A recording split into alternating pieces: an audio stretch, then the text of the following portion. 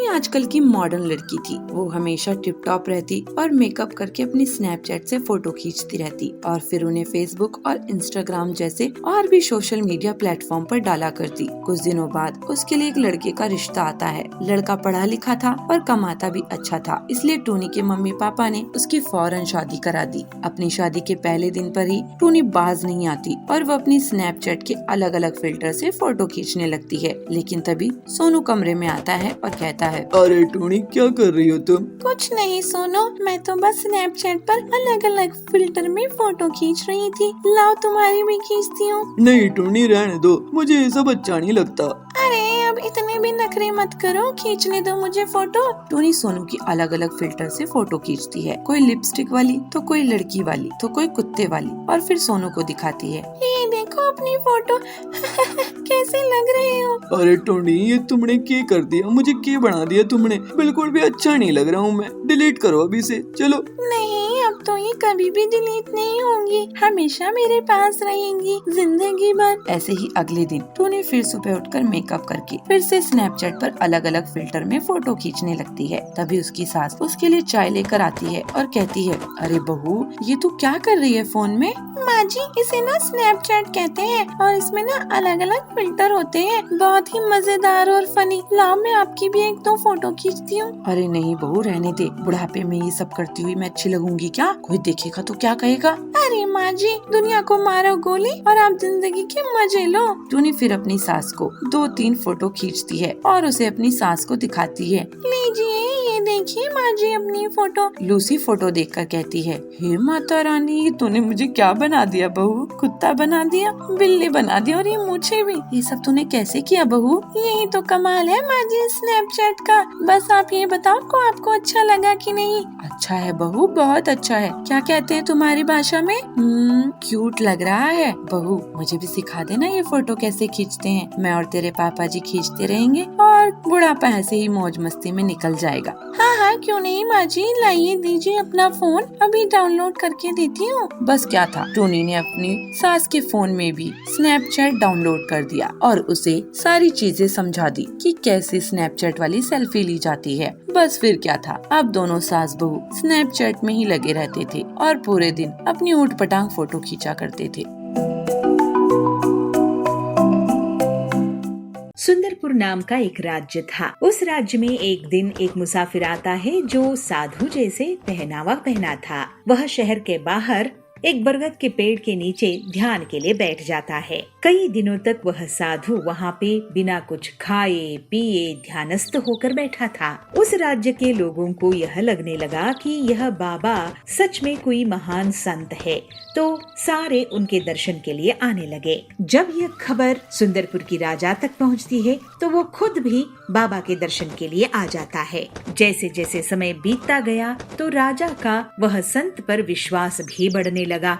तो वह संत से राजा अपने छोटी बड़ी सारी समस्याएं, सारी बातें बांटने लगा और उनकी सलाह लेने लगा और उनके रहने के लिए एक अच्छा सा कुटीर भी बनाया और 2-3 सेवक को भी लगा दिया। राजा का कोई बेटा नहीं था, मगर राजा को एक बेटी थी और राजकुमारी बहुत सुंदर थी। राजकुमारी जैसी सुंदर आसपास की कोई राज्य में नहीं थी। सुंदरपुर की राजा ने अपनी बेटी की विवाह बहुत छोटी उम्र में ही बगल वाली राज्य की राजकुमार से निश्चय कर दिया था। महल के सारे लोगों को बात करते हुए सुनकर राजकुमारी भी वह संत से मिलने की इच्छा प्रकट करती है, मगर राजकुमारी को महल से बाहर जाने की इजाजत नहीं थी। मगर एक दिन राजकुमारी को मौका मिलता है और वो सबसे नजर बचाकर साधु को मिलने चली जाती है, मगर यह संत की भेष में ठगता वह कोई साधु नहीं था। जैसे ही वह राजकुमारी को देखता है तो वह मोह में पड़ जाता है और राजकुमारी से विवाह करने की आलोचना करता है। राजकुमारी केवल दिखने में सुंदर नहीं थी, बहुत होशियार भी थी। उसने वो साधु की आंखों में वो लालच देखी और उसे समझ में आ गया कि यह साधु कपटी है। जैसे ही मन में ये विचार आया, राजकुमारी वहाँ से भाग निकली, मगर साधु भी उसके पीछे पीछे उसको पकड़ने के लिए भागा, मगर वह पकड़ नहीं पाया। तो उसको बहुत गुस्सा आया। मुझसे बचकर कहाँ जाओगी? देखो तुम्हारा हश्र मैं क्या करता हूँ। अरे ये तो साधु नहीं है, ये तो कोई कपटी है, इससे तो बचकर मुझे महल पहुँचना ही है। राजकुमारी सोचती ही रही, मगर साधु ने अपने हाथ में जो त्रिशूल था उसको जोर से राजकुमारी की ओर फेंक देता है और राजकुमारी के पैर में वो लग जाता है। अरे मेरी पैर में ये लग गया, अब मैं कैसे भागूं? मगर राजकुमारी दर्द को सहन करने की शक्ति भी रखती थी, वह बहुत हिम्मतवर थी। तो उसने उस त्रिशूल को निकाल फेंका और जैसे तैसे करके महल पहुंच गई। अरे इसको तो किसी और को नजर नहीं आना चाहिए, इस घाव को मैं खुद मरहम पट्टी करूंगी। ऐसे कहते हुए अपनी घाव पे मरहम पट्टी करती है और घबराहट से राजकुमारी रोने लगती है। दूसरे दिन राजा साधु के पास पहुंचता है तो साधु सीधे मुंह बात भी नहीं करते। तो राजा दुखी होता है और पूछता है, क्या बात है गुरुजी? मुझसे कोई भूल हो गई? आप मुझसे बात क्यों नहीं कर रहे हैं? राजन, मैं जो कहूँगा वो शायद तुम्हें अच्छा नहीं लगेगा। कैसी बात कर रहे हैं गुरुजी? कहिए, क्या बात है? तो फिर सुनो राजन, इस राज्य में एक बुरी आत्मा है, अगर उसका अंत नहीं किया गया तो वो सबको खत्म कर देगी। यह सुनकर राजा के मन में घबराहट पैदा हुई और वह कहा, बुरी आत्मा कौन है वो? उसे कैसे पकड़ा जाए? यह आत्मा आपकी महल में एक सुंदर लड़की का रूप लेकर रह रही है। कल रात को ये आत्मा हमसे मिलने हमारे कुटीर पर आई थी, लेकिन जैसे ही हमने अपने त्रिशूल उसकी तरफ फेंका तो उसने अपनी असली रूप में आ गई। उसने एक भयानक रूप धारण कर लिया। अगर मैं साधु नहीं होता तो वो मुझे भी खत्म कर लेती। मगर गुरुजी, ये तो बताइए कि मैं उसे पहचानूंगा कैसे? ऐसे कहते हुए राजा अपनी चिंता प्रकट करता है। तब ये कपटी सन्यासी कहता है, उसे ढूंढो, उसके पैर पे त्रिशूल का घाव है, अपनी राज्य में डंका बजा दो, मिलते ही उसे कैद कर लो, फिर मैं बताऊंगा आगे क्या करना है। यह सुनकर चिंतित राजा अपनी महल की ओर दौड़ता है और महल की कर्मचारी को बुला के कहता है कि जिसकी पैर पे त्रिशूल की निशान है उस लड़की को ढूंढने के लिए। उसकी महल के नौकर और सैनिक पूरे राज्य में ढूंढते हैं, मगर उनको ऐसी कोई लड़की नहीं मिलती है। मगर आखिर में यह पता चलता है कि राजकुमारी की पैर पे त्रिशूल का निशान है और यह बात सेवक आके राजा को सुनाते हैं। यह बात सुनते ही राजा परेशान होकर साधु के पास पहुंचता है और सारी बातें साधु को कहता है और यह निवेदन करता है कि शायद साधु से कोई भूल हुआ हो। साधु को तो ये अंदाजा था, वह पहले से ही सोच कर बैठा था और राजा से कहता है, राजन, तू जिसे राजकुमारी समझ रही हो वो असल में तुम्हारी बेटी नहीं है। तुम्हारी असली बेटी को पैदा होते समय एक जादूगरनी ने चुरा लिया था और उसे इस बुरी आत्मा से बदल दिया था। अब तुम पर है राजन, मेरी बात मानो या ना मानो। अगर नहीं मानोगे तो राज्य का विनाश निश्चित है। राजा को साधु पर अटूट विश्वास था, इसीलिए ज्यादा न सोचते हुए राजा ने साधु की बात मान ली और राजा अपनी बात को मान रहा है इसका भनक लगते ही साधु कहता है, एक बड़ी संदूक मेरी कुटिया में रख दो और रात होते ही किसी को भनक ना लगते हुए राजकुमारी को मेरे पास ले आओ। राजा बिल्कुल वैसे ही करता है जैसे साधु ने कहा था और राजा और साधु दोनों मिलकर उस संदूक में राजकुमारी को डालकर उसको बंद कर देते हैं और रात को ही उस संदूक को नदी में बहा दिया। उसके बाद राजा महल चला गया और साधु अपने कुटीर। मगर साधु को अभी भी संतुष्टि नहीं मिली थी, क्योंकि वह खुद राजकुमारी को सजा देना चाहता था। इसलिए कुटिया में पहुँचते ही अपने 2 शिष्यों को बुलाते हैं और कहते हैं कि उन्हें सपने में भगवान के दर्शन हुए और भगवान ने कहा है कि नदी में तैरते हुए संदूक एक उनको मिलेगी और उस संदूक में बहुत कीमती चीज है और इसलिए दोनों शिष्यों को कहता है कि वो तुरंत जाए और वो संदूक को ढूंढ के कुटीर में ले आए। गुरु की बात सुन के दोनों शिष्य नदी की ओर चल पड़ते हैं। अगले दिन पड़ोस की राज के राजकुमार नदी किनारे शिकार पर आए थे। अचानक राजकुमार की नजर नदी में तैरते हुए संदूक पर पड़ती है और वह सैनिकों को तुरंत वह संदूक बाहर निकालने की आदेश देते हैं। इतनी बड़ी संदूक को देख के राजकुमार को थोड़ा आश्चर्य तो हुआ, मगर वह संदूक को खोल के देखने की निश्चय करते हैं और खोलते हैं। जैसे ही संदूक खोलता है तो वह आश्चर्य और बढ़ जाता है, क्योंकि संदूक में बहुत सुंदर सी एक कन्या थी। इतनी सुंदर कन्या राजकुमार ने पूरी अपनी जिंदगी में कभी नहीं देखा था। राजकुमारी डरते ही संदूक से बाहर आती है और राजकुमार को सब कुछ बताती है। राजकुमार भी स्वयं अपना परिचय देते हैं कि वो पड़ोस की राजकुमार है, जिसकी शादी राजकुमारी के साथ बचपन में तय हुई थी। राजकुमार राजकुमारी को सांत्वना देते हुए कहते हैं कि वह तुरंत वहीं पे गांधर्व विवाह करेंगे, और उन दोनों ने गांधर्व विवाह कर लिया। और सैनिकों को राजकुमार आदेश देता है कि उस पेटी में एक जंगली बंदर को बंद करके फिर से नदी में बहा दिया जाए। राजकुमार राजकुमारी के साथ अपने महल वापस चला जाता है। इधर साधु के दोनों शिष्य पेटी को नदी में तैरते हुए देखते हैं और उस संदूक को ले जाकर साधु की कुटीर में रख देते हैं। पेटी को देखकर साधु को बहुत संतोष होता है और वह दोनों शिष्यों को कहता है जब तक वो ना कहे तब तक कुटिया के अंदर ना आए और कुटिया के बाहर पहरे पे खड़े हो जाएं। फिर क्या था, साधु ने कुटिया की दरवाजा बंद किया और संदूक को खोला। पेटी से निकली हुई बंदर साधु के ऊपर कूदकर उसको बहुत सताती है। साधु चीखता रहा, चिल्लाता रहा, मगर कोई कुटिया की दरवाजा नहीं खोला। इस तरह साधु को अपनी किए की सजा मिल गई। चंपकवन में पीलू अपने पति बंटी के साथ रहती थी। दोनों भगवान कृष्ण की बहुत भक्ति करते थे। दिन रात कृष्णा जी की लीलाओं को याद करते थे और उन्हीं का नाम जपते थे। वो लोग बहुत गरीब थे, लेकिन अपने लिए भगवान से कुछ नहीं मांगते थे। पीलू घर में ही पुराने फटे हुए कपड़े सिलने का काम करती थी और बंटी छोटा मोटा मजदूरी करता था। एक दिन काम के मजदूरी के समय बंटी घायल हो जाता है और उसे डॉक्टर आराम करने की सलाह देते हैं। सुनिए जी, आप चिंता मत कीजिए, आपका अच्छे से इलाज होना बहुत जरूरी है। मैं और ज्यादा कपड़े सिला करूँगी।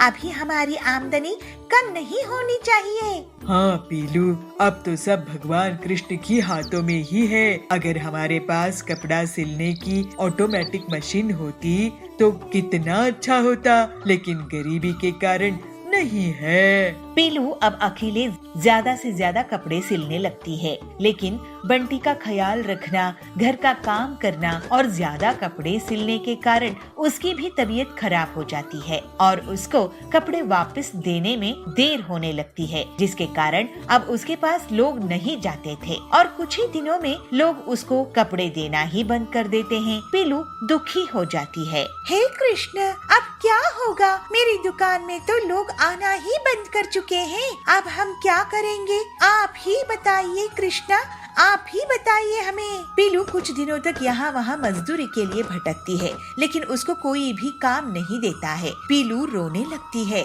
हे श्री कृष्ण, अब तो आपकी सेवा पूजा भी नहीं कर पा रही हूँ और न ही इनका इलाज करवा रही हूँ। घर में खाने के लिए नहीं है, हमारा सहारा तो आप ही हो। कृष्णा, आपकी जैसी मर्जी, हम वैसे ही रहेंगे। और तभी भगवान श्री कृष्ण उसे दर्शन देते हैं। मेरी प्यारी भक्त पीलू, दुखी मत हो, मैं तो तुम जैसे शुद्ध भावना वाले भक्तों के लिए प्रकट होता हूँ। प्रभु आप, हे श्री कृष्ण, आपके इतने सुंदर दर्शन हो गए, आपकी दया अपरंपार है। अब तो मुझे कुछ चिंता ही नहीं लग रही है। हे कृष्ण, हमारी भक्ति और मजबूत कीजिए। आपकी जय हो। बेटी, तूने मेरी भक्ति में कोई कसर नहीं छोड़ी है। इतनी मुश्किल में भी सिर्फ मेरे भरोसे रही है। ये सच्चे भक्त की निशानी है। इस जंगल में मेरा एक और भक्त है हरिया, उसको मैं प्रेरणा दूंगा। तुम उसके पास जाओ और उससे तुम एक कपड़ा सिलने की ऑटोमेटिक मशीन बनवा कर लेकर आओ। तुम दोनों का कल्याण होगा। जी भगवान, आपकी जैसी आज्ञा। पीलू घर जाकर बंटी को कृष्ण दर्शन की पूरी बात बताती है और फिर हरिया के घर जाते हैं। बेटी पीलू, भगवान श्री कृष्ण की भक्ति और उनके भक्तों की मदद करना मेरे लिए बहुत बड़ा आशीर्वाद है। भगवान ऐसे ही हम भक्तों के जीवन का कल्याण करते हैं। उनकी हम पर बहुत दया है। हाँ हरिया काका, प्रभु बहुत दयालु है। और फिर हरिया भगवान कृष्ण का ध्यान करते हुए पीलू के लिए कपड़ा सिलने की ऑटोमेटिक मशीन बना देता है। पीलू सबसे पहले भगवान कृष्ण को उस मशीन से बने कपड़े को अर्पित करती है और फिर कपड़ों को बाजार में बेचना शुरू कर देती है। तो सुंदरी उसके पास आके कहती है, वाह पीलू वाह, इतने सुंदर डिजाइन के और मुलायम कपड़े ऐसे तो मैंने कभी नहीं देखी। ये क्वालिटी तो बड़ी बड़ी दुकानों में भी नहीं मिलती है। बहन, आपकी तारीफ का बहुत शुक्रिया। ये तो श्री कृष्ण जी की कृपा है। जल्द ही अच्छा इलाज मिलने से बंटी ठीक हो जाता है। हरिया काका, आपको बहुत धन्यवाद। आप भगवान के बहुत बड़े भक्त हो। आप नहीं होते तो हमारा भला नहीं होता। हरिया काका, आप बहुत नेक दिल के हैं। आपकी मदद के लिए शुक्रिया। अब आप हमारे काम में हिस्सेदारी लीजिए। सब कृष्ण कृपा है। चलो अब हम मेहनत करके आगे बढ़ते हैं। इस तरह कृष्ण की भक्ति करने से उनके पूरे जीवन का उद्धार हो जाता है। पीलू और बंटी भगवान श्री कृष्ण जी की और भी अच्छे से भक्ति करने लगते हैं और गरीबों की सहायता करते हैं। अब सब खुशी खुशी रहने लगते हैं।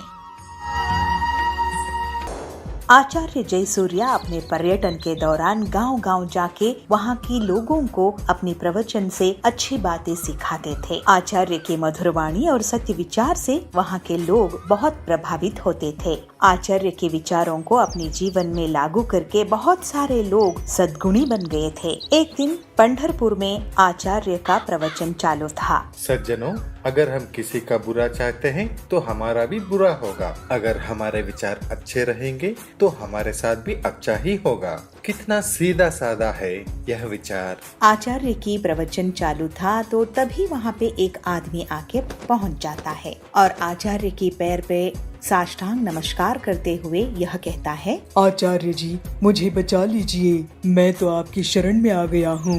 अरे मैं कौन होता हूँ तुम्हें बचाने वाला? हम सब की रक्षा तो परमेश्वर करता है। आचार्य जी, आप ऐसा मत कहिए। हमने देखा है आपकी वाणी से बहुत सारे लोग अपनी जिंदगी संवार चुके हैं। सब आपकी नाम की जपमाला जपते हैं। अच्छा बंधु, आपका समस्या क्या है बताओ। मैं एक डकैत हूँ। तभी सभा में बैठे सारे लोग एक दूसरे के कानों में खुसर पुसर करने शुरू कर देते हैं। अरे, मैंने तो सोचा ही नहीं था कि ये डाकू है। अरे, मैं सोच रहा था मेरी अंगूठी कहाँ गई, इसी ने चुराया होगा। अरे, ये डकायत अगर हमारे गांव में आ गया तो किसी की खैर नहीं। लोगों की खुसर पुसर सुनते ही वह डकायत बोलता है, अरे, मैंने जिंदगी बहुत देख ली है आचार्य जी, मुझे कुछ अच्छा नहीं लग रहा है। मैंने लोगों को लूट कर जमाया हुआ धन मुझे रात को नींद नहीं करने दे रहा है। अरे, तुम्हारे कर्मों का तुम्हें पश्चाताप है तो तुम्हारी समस्या क्या है? आचार्य जी, मैं ये सब छोड़ के सीधी साधी जिंदगी जीना चाहता हूँ, इसीलिए आपकी शरण में आया हूँ। मुझे मार्गदर्शन कीजिए। आचार्य डकायत की दुविधा समझते हैं और उसे कहते हैं, अरे, वो तो बहुत ही आसान है। आज से अपना कुकर्म छोड़ दो और ये मन में ठान लो और उसी के पथ पे चल पड़ो।